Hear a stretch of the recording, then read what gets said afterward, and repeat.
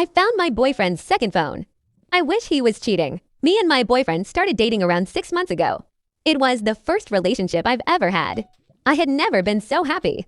It was like we were meant to be. I met him at a coffee shop I frequent. I started noticing him there anytime I went. Sometimes I'd catch him staring, and he'd look around all embarrassed whenever I did. I thought it was the cutest thing. After a while, I found myself silently hoping that he'd come over and ask to sit with me. We'd been playing eye tag for a couple of weeks, smirking and laughing at each other. But neither of us had taken the extra step of introducing ourselves. When he finally did, I felt butterflies start flapping around in my stomach like never before. His smoldering blue eyes, that curly black hair, and his cute little freckles. I'm not afraid to admit that I was smitten. Our relationship grew from there. We were seeing each other every weekend, catching movies, having dinner, playing some mini golf. I knew it was a honeymoon phase. I just didn't care. He made me feel wanted, and that was just not something I was entirely used to.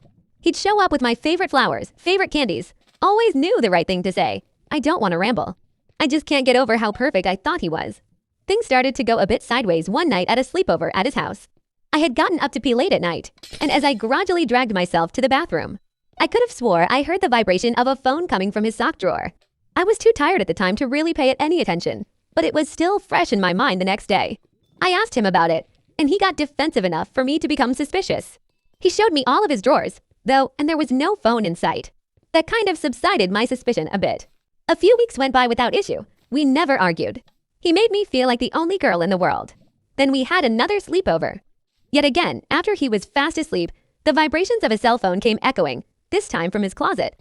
This time around, I was awake enough to actually investigate, but once I did, I immediately regretted it.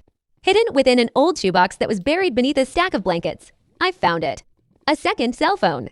The screen was lit up with storage full notifications, but what caught my attention was the wallpaper.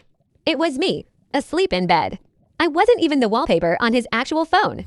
Seeing myself like this only made my mind race more. I couldn't help myself. Luckily, he didn't have a password to unlock the phone, but what he did have a password for was his photos. I took a wild guess. That's why I think it was fate that I made this discovery. I put in my birthday, and the Photos app unlocked. My jaw dropped, and my heart sank. There were hundreds, if not thousands, of pictures, and they were all of me. Some were of me at his house, on the toilet, in the shower, sleeping in his bed. But some were from places that didn't make sense to me. Me at the coffee shop, reading a book. Me walking home from school, standing in line at the grocery store. Me outside my apartment, fishing around in my purse for my keys. More than anything, though, there were pictures of me asleep in my own apartment. Some were taken from my window, my second-story window.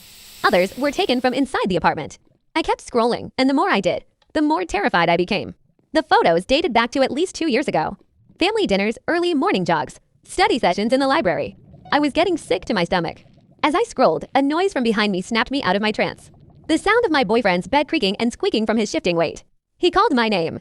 Once, twice, 3 times. I never responded.